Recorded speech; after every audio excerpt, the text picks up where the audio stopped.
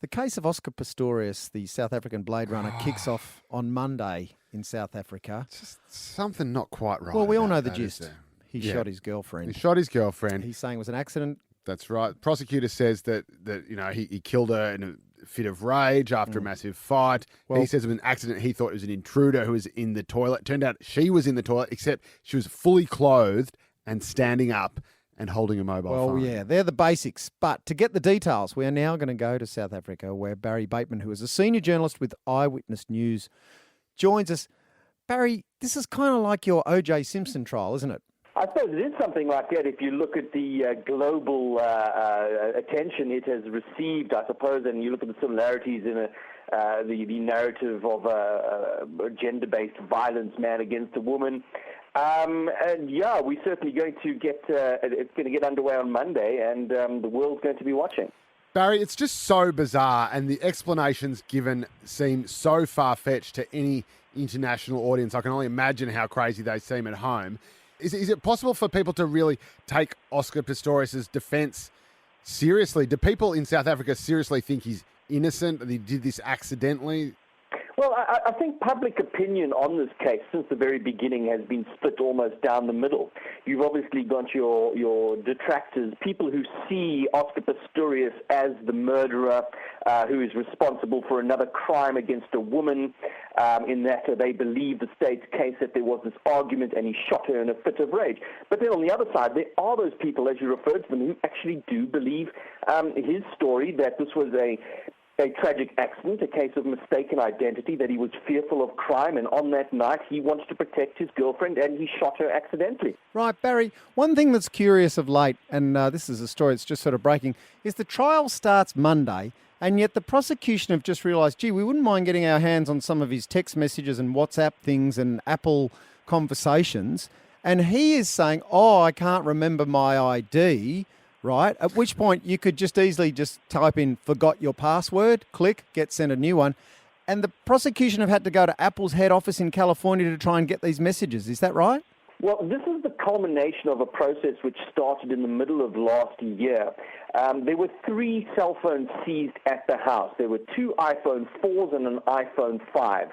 The one iPhone 4 belonged to Reva. The other 2 phones were Oscar's. Now, the iPhone 4s and his iPad, for example, they've all been analyzed and forensically analyzed. This is not about just switching on a phone and having a look at the contents. You must be able to analyze this phone in a manner in which you can retrieve the data that is forensically sound and presented to a court.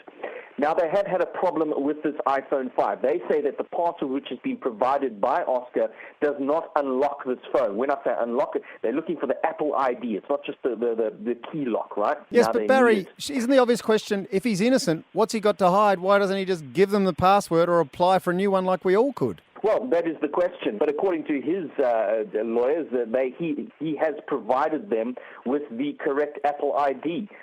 But the police are saying it's not working. Maybe the police just entered the wrong password 3 times, and that's, as we all know, that's trouble. Barry, a couple of things I'm just curious about that I've read.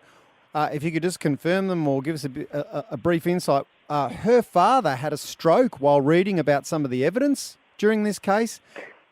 Well, as we understand it, that he had a stroke. I don't know what the circumstances were which led to the stroke, or the, whether he had any underlying conditions. But yeah, it's apparently he's had a second stroke. I was reading in papers this morning, sometime this week, also a mild stroke, and he is being treated for that. Okay, and also I believe there's some other charges relating to gun incidents, not related to the murder, that Pistorius is also going to have to face.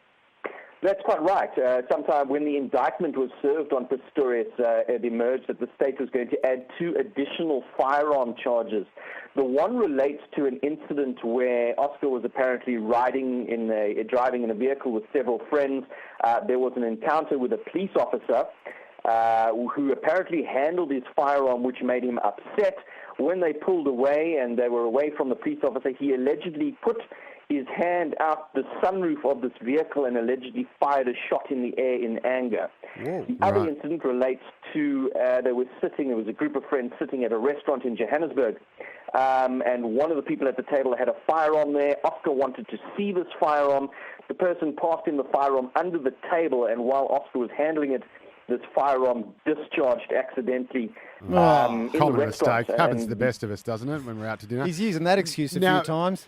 Barry, obviously we're going to all find out in due course. But what are your thoughts now? What do you reckon are the odds of a guilty versus a non-guilty verdict?